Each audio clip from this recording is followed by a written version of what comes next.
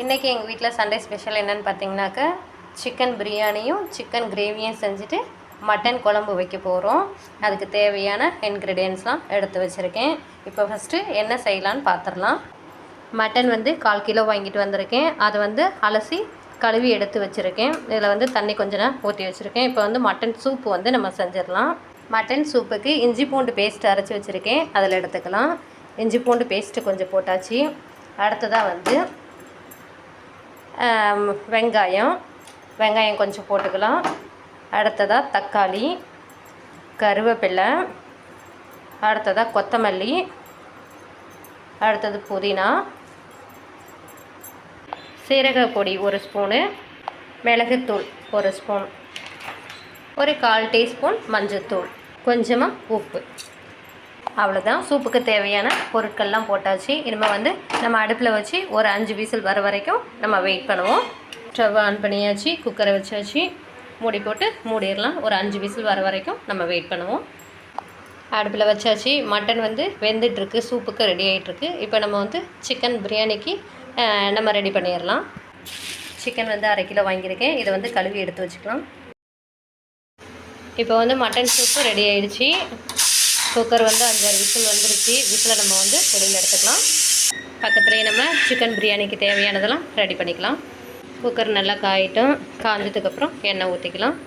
தண்ணி கொஞ்சம் இருக்குது. இப்போது எண்ணெய் ஊற்றிக்கலாம். கடையில் வாங்கிட்டு வந்த பாக்கெட்டு. இதில் சீரகம், இது பெருஞ்சீரகம், அதுக்கப்புறம் கசகசா, பட்டை, இந்த பூவு, இலை எல்லாமே இருக்குது. இது எல்லாத்தையும் அப்படியே நம்ம கொட்டிக்கலாம். கொட்டாச்சு. நல்லா பொரிஞ்சு வரட்டும். அடுத்ததாக இஞ்சி பூண்டு பேஸ்ட்டு போட்டுக்கலாம். இஞ்சி பூண்டு போட்டாச்சு. இதை கொஞ்சம் அப்படியே நல்லா வதக்கிக்கலாம். இது கூட நம்ம நட்ஸும் கொஞ்சம் சேர்த்துக்கலாம். முந்திரி பருப்பு கொஞ்சம் போட்டுக்கலாம். இதையும் நல்லா அப்படியே கிண்டிக்கலாம்.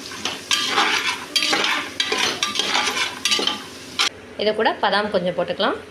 பாதாம் கொஞ்சம் பாருங்கள், இதையும் போட்டுக்கலாம். நல்லா மிக்ஸ் பண்ணி விட்டுக்கலாம். நல்லா வறுபடட்டும் இது ரெண்டும்.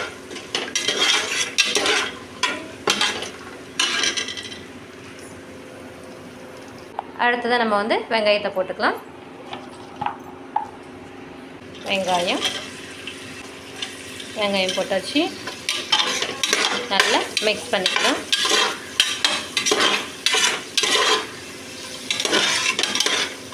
நல்லா வெங்காயம் வணங்கி வரட்டும்.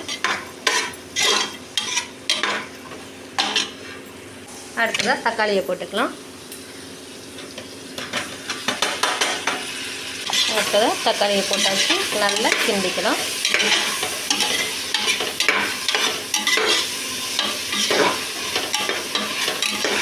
நல்லா வணங்கட்டும்.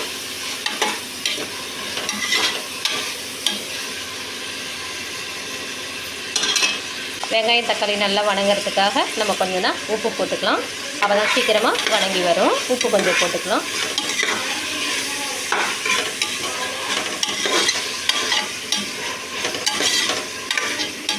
இது நல்லா கொஞ்சம் நேரம் வணங்கட்டும். வெங்காயம் தக்காளி நல்லா வணங்கிடுச்சு பாருங்கள்.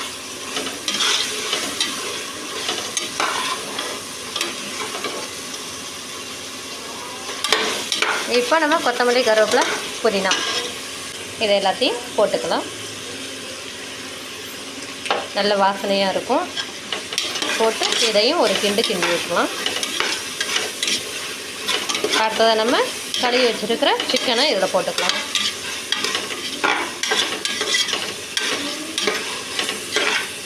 பெரிய பெரிய பீஸாக கட் பண்ணி கொடுத்துட்டாங்க. இந்த சிக்கன் பீஸ் எல்லாத்தையும் நம்ம இதில் சேர்த்துக்கலாம்.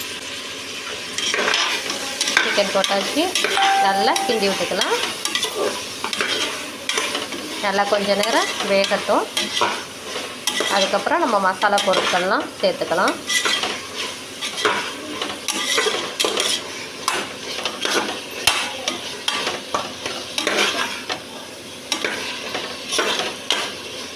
ஓகே, கொஞ்ச நேரம் அப்படியே வேகட்டும்.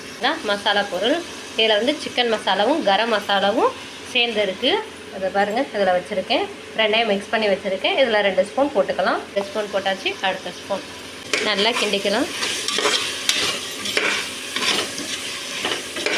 மசாலா பொருளெல்லாம் சிக்கனோடையும் தக்காளி வெங்காயத்தோடையும் நல்லா சொதரட்டும். நல்லா மிக்ஸ் பண்ணியாச்சு. அடுத்ததாக பிரியாணி பவுடர் கொஞ்சம் போட்டுக்கலாம். பிரியாணி மசாலா இதில் 1 ஸ்பூன் போட்டுக்கலாம். பிரியாணி மசாலா 1 ஸ்பூன் இதையும் நல்லா மிக்ஸ் பண்ணிக்கலாம். அடுத்ததாக மிளகாத்தூள் மல்லித்தூள் கொஞ்சம் போட்டுக்கலாம். இது இப்போ போட்டிருக்கிறது வந்து கரம் மசாலா, பிரியாணி பவுட்ரு, சிக்கன் மசாலா போட்டிருக்கோம். அடுத்தது கொத்தமல்லி பவுட்ரு கொஞ்சோண்டு, மிளகாத்தூள் கொஞ்சோண்டு நம்ம போட்டுக்கலாம்.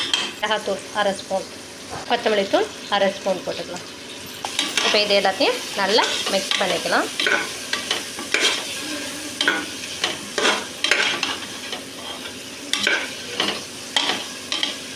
இனிமேல் வந்து அரிசிக்கு தேவையான அளவு தண்ணியை நம்ம ஊற்றிக்கலாம். இந்த அளவுக்கு நான் அரிசி எடுத்திருக்கேன்.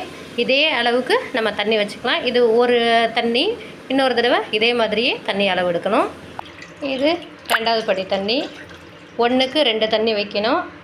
தண்ணி 2 வச்சு அடுத்தது நம்ம வந்து அரிசியை கொட்டிக்கலாம். இப்போது அரிசியை இதோட நம்ம சேர்த்துக்கலாம். நல்லா கையால் வலிச்சு விட்டுக்கலாம். அரிசியை இதோட கொட்டியாச்சு. நல்லா கிண்டிக்கலாம். உப்பு வந்து தேவையான அளவு நம்ம போட்டுக்கலாம். முன்னாடி தக்காளி வெங்காயம் வேணுங்கிறதுக்கு கொஞ்சம் உப்பு போட்டிருந்தோமா, நல்லா டேஸ்ட்டு பார்த்துட்டு எந்த அளவுக்கு தேவையோ அந்த அளவுக்கு நம்ம இப்போ உப்பு போட்டுக்கலாம்.